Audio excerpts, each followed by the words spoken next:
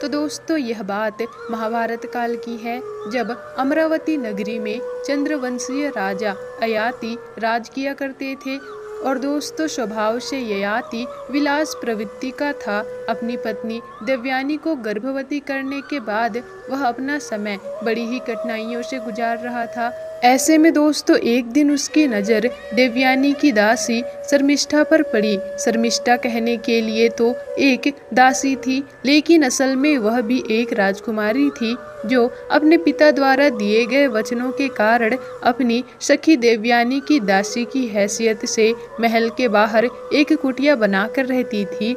एक दिन उचित अवसर देख ययाति उसकी कुटिया में जा पहुंचा और देखे तो शर्मिष्ठा भी कम नहीं थी। मन ही मन बदले की भावना दबाए राजा की इस इच्छा को उसने पूरा किया। और ये पहली बार था जब ययाति ने अपनी पत्नी के भरोसे को तोड़ा था। लेकिन यह सिलसिला यही नहीं थमा।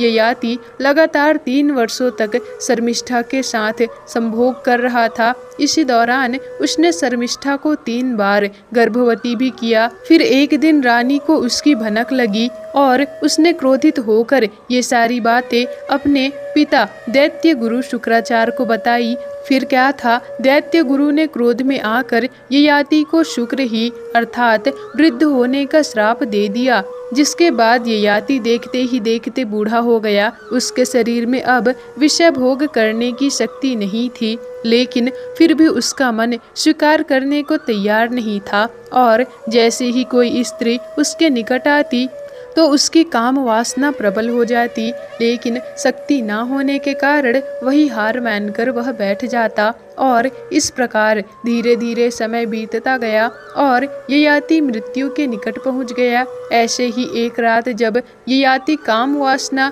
की अतृप्ति से परेशान विश्राम करने की कोशिश कर रहा था, तो उसके सपने में यमराज दिखे। तो वो बोले, ययाति अब तुम्हारे जाने का समय आ गया है। ऐसा स्वप्न देखकर ययाति विचलित हो गया और अगली सुबह उठते ही उसने अपने ससुर से अपने खोए हुए यौवन और अपने जीवन की भीख मांगने के लिए वह गुरु शुक्राचार्य के पास पहुंच गया। और अपने दामाद की इस दशा पर दया खाकर उन्होंने ययाति को मौत से बचने का एक सुझाव दिया। और उसी सुझाव के चलते जब यमदूत उसे लेने आए तो वह काल से अनन्य विनय करने लगा और कहने लग गए कि हे यमराज, श्राप के कारण ही मेरे ये दशा हुई है, और लेकिन अभी भी मेरी बहुत सी कामनाएं अभी भी अधूरी हैं। कृपा करके आप मुझे 100 वर्षों का जीवन और दान दे दें। जब मैं विषय भोग कर वासना से मुक्त हो जाऊंगा, तब मैं खुशी खुशी आपके पास चला आऊंगा। काल ने ययाति को उत्तर दिया, नहीं, ये संभव नहीं है। इस लोक में हर मनुष्य की आयु निर्धारित है, इसलिए तुम्हें भी सभी के समान अपना देह त्याग करके मेरे साथ यमलोक चलना होगा। ययाति गिड़गिड़ाने लगा, हे महाराज, इस सृष्टि के सभी जीव जंतुओं की मृत्यु आपके ही अधीन है। आप ही तो कालों के काल हैं, महाकाल हैं, और अगर आप चाहें तो ऐसा क्यों नहीं कर सकते। अंततः यमराज को भी ययाति पर दया आ गई और उन्होंने उसके सामने एक प्रस्ताव रखा। ययाति, तेरे 5 पुत्र हैं, यदि उनमें से कोई भी तुम्हें अपने हिस्से का यौवन देने को तैयार हो जाए तो तू यहीं रहकर सुखपूर्वक अपनी इच्छाओं को पूरी कर सकता है। ये प्रस्ताव सुनकर ययाति भी निर्लज होकर के अपने पुत्रों के सामने यौवन की याचना करने चला गया। उसके 5 पुत्र अभी सुंदर और जवान थे, अस्त्र विद्या में निपुण थे और गुणवान भी थे। ययाति ने अपने 5 बेटों से एक एक करके प्रार्थना किया, अपनी जवानी थोड़े दिन के लिए मुझे दे दो। उन्होंने कहा था, पुत्रों, तुम्हारे नाना शुक्राचार्य जी के श्राप से मुझे अचानक ही बुढ़ापे ने दबा लिया। अभी तक मैंने भोग विलास की तरफ ज्यादा ध्यान नहीं दिया। नियम पूर्वक कर्तव्य करने में ही मैंने अपना सारा जीवन बिता दिया। मुझ बूढ़े पर दया करो और अपने कुछ समय के लिए मुझे दे दो। जो मेरा बुढ़ापा ले लेगा और मुझे अपनी जवानी देगा, वही मेरे राज्य का अधिकारी होगा, और उसकी जवानी लेकर कुछ दिन तक भोग विलास की इच्छा पूरी कर लेना चाहता हूँ। राजा की इस प्रार्थना के उत्तर में बड़े बेटे ने कहा, पिताजी, आप यह क्या मांग रहे हैं? अगर मैं अपनी जवानी आपको देकर आपका बुढ़ापा खुद ले लूँ तो नौकर चाकर और युवतियाँ मेरे ऊपर हंसेंगी, मेरा हंसी उड़ाएंगी, ये मुझसे नहीं हो पाएगा। दूसरे बेटे ने कहा, बुढ़ापा आदमी को कमजोर बना देता है, रंग रूप बिगाड़ देता है, और आप मुझे कहते हैं कि मैं ऐसा बुढ़ापा ले लूं। क्षमा कीजिए पिताजी, मुझ में इतनी हिम्मत नहीं है। तीसरे बेटे ने भी इसी तरह साफ इनकार कर दिया। जब इस तरह तीनों बेटों ने इनकार कर दिया तो राजा निराश हो गया और उन्हें बड़ा क्रोध आया। फिर भी उसने चौथे बेटे से कहा, प्यारे पुत्र, मैं असमय ही बूढ़ा हो गया हूँ। तुम थोड़े दिन के लिए मेरा बुढ़ापा अपने ऊपर ले लो और अपनी जवानी मुझे दे दो। कुछ दिन सुभोग करने के बाद मैं अपना बुढ़ापा वापस ले लूंगा और तुम्हारी जवानी लौटा दूंगा। इतनी दया तो मुझ पर करो।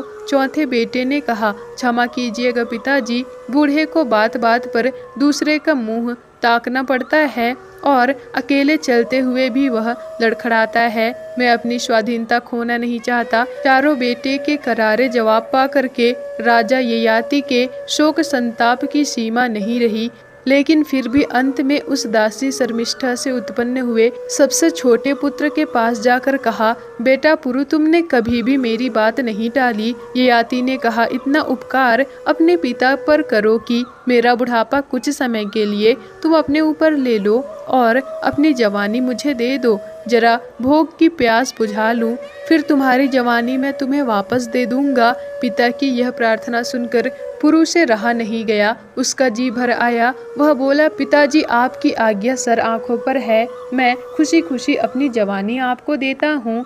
ययाति ने यह सुनते ही पुत्र को प्रेम से गले से लगा लिया और यह त्याग देखकर यमराज पुरु को यह समझाने लगा कि हे पुत्र, तुमने अभी देखा ही क्या है, क्या तुम इस संसार के भोग को भोगने की इच्छा नहीं रखते? पुरु ने उत्तर दिया कि यमराज, संसारिक भोगों की अधिक आसक्ति ठीक नहीं और मैं अपने पिता की यह दशा देखकर यह अंदाजा लगा सकता हूँ कि अगर मैं भी इन आसक्तियों से अशाक्त हो गया तो कल मेरी भी यही दशा होगी। पुरु की इस तरह की दूरदर्शिता का सम्मान करते हुए यमराज ने उसका यौवन ययाति को वापस लौटा दिया। पुत्र से प्राप्त यौवन से ययाति एक बार फिर अपनी अंधाधुंध काम वासना को पूरा करने में लग गया और कब इन सब में 100 वर्ष बीत गए उसे पता ही नहीं चला।